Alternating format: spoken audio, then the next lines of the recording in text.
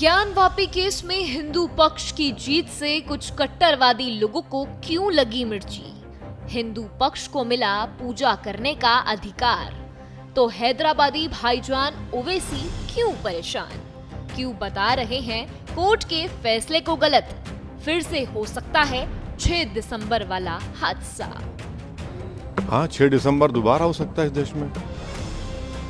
6 दिसंबर दोबारा हो सकता है, क्यों नहीं हो सकता है भाई? 86 हुआ, फिर हो सकता है जब जीबी पंत थे, दोबारा हो सकता है इस तरह। सुना आपने, हैदराबादी भाईजान के तेवर कुछ बदले बदले नजर आ रहे हैं। हैदराबादी भाईजान को फिर से 6 दिसंबर वाले हादसे का डर सता रहा है। आखिर क्यों नाराज से दिखाई दे रहे हैं AIMIM चीफ असदुद्दीन ओवैसी? क्यों उनके चेहरे पर खुशी दिखाई नहीं देती? असली वजह हम आपको बताते हैं। दरअसल उत्तर प्रदेश में अयोध्या के राम मंदिर पर फैसले के बाद लोगों की अगली नजर काशी के ज्ञानवापी विवाद को लेकर है।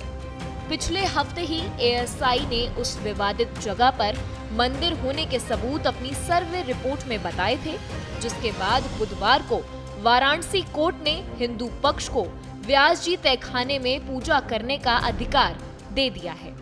अब वाराणसी कोर्ट के इस फैसले से AIMIM चीफ असदुद्दीन ओवैसी खफा से नजर आ रहे हैं। उन्होंने अपनी नाराजगी जाहिर करते हुए कहा कि जो कोर्ट ने फैसला लिया है उससे पूरे मामले को तय कर लिया गया है।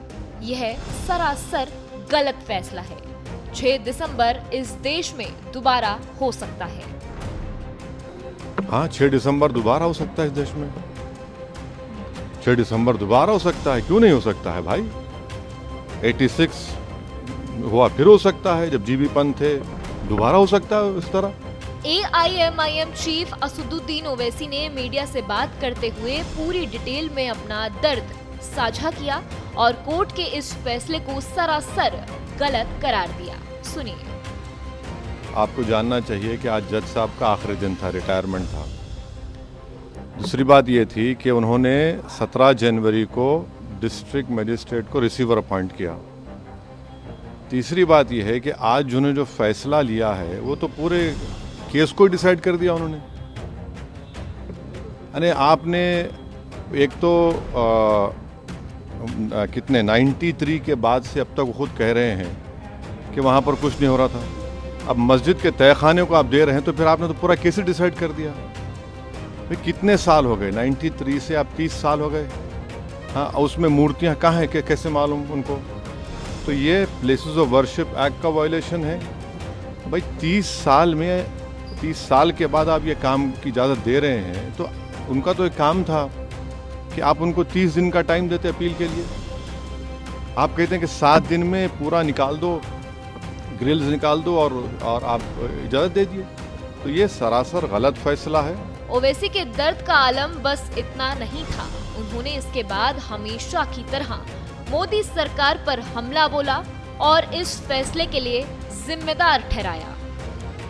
नरेंद्र मोदी की सरकार जब तक अपनी खामोशी को तोड़ेगी नहीं और साफ तौर पे कहेगी नहीं कि हम प्लेसेस ऑफ वर्शिप एक्ट के ऊपर स्टैंड बाय करते हैं, ये पूरे तनाज़े चलते रहेंगे। और मैं फिर से कह रहा हूँ कि जब बाबरी मस्जिद का टाइटल सूट का जजमेंट आया था, मैंने जिस एप्रीहेंशन का इजहार किया था कि वो फैसला यकीनन सुप्रीम कोर्ट हमारा आखिरी कोर्ट, हम इज़्ज़त करते हैं, मगर फेद की बुनियाद पर आने से ये तमाम चीज़ें खुल रही हैं।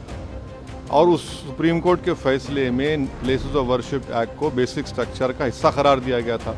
तो फिर ये लोअर कोर्ट सुन क्यों नहीं रहे हैं और केंद्र सरकार क्यों नहीं बोल रही है? अब देखना ये है कि अब इंतज़ामिया कमेटी शायद इलाहाबाद हाई कोर्ट में अब इस जजमेंट गलत फैसले पर अपील करेगी।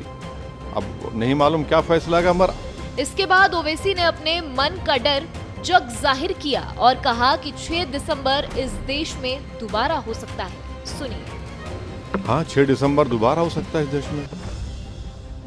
6 दिसंबर दोबारा हो सकता है, क्यों नहीं हो सकता है भाई? 86 हुआ, फिर हो सकता है जब जीबी पंत थे, दोबारा हो सकता है इस तरह। आपको बता दें, वाराणसी कोर्ट ने बुधवार को ज्ञानवापी मस्जिद पर अहम फैसला देते हुए हिंदू पक्ष को व्यास जी तहखाने में पूजा का अधिकार दे दिया है। इसकी मांग हिंदू पक्ष काफी लंबे अरसे से कर रहा था।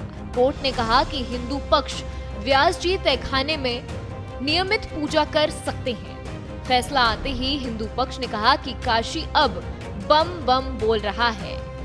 हिंदू पक्ष की ओर से लड़ रहे वकील विष्णु जैन ने कहा कि ये हमारी सबसे बड़ी जीत है। जिला प्रशासन वहाँ जल्द से जल्द पूजा पाठ शुरू करे। 7 दिन के अंदर जिला प्रशासन को दिया है।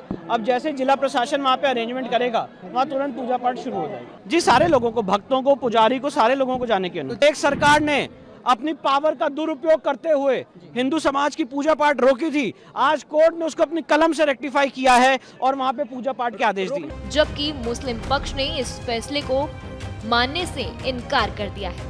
बता दें कि 1992 तक व्यास जी तहखाने में पूजा रोजाना होती थी। 6 दिसंबर 1992 को बाबरी मस्जिद विध्वंस के बाद व्यास जी तहखाने में नियमित पूजा को बंद करने का आदेश दिया गया था। इसके बाद यहाँ पर सालाना माता श्रृंगार गौरी की पूजा हो रही थी। लेकिन अब 30 साल बाद पूजा का अधिकार मिलने से जहाँ हिंदू पक्ष में खुशी की लहर है, तो वहीं मुस्लिम पक्ष इस फैसले का विरोध कर रहा है।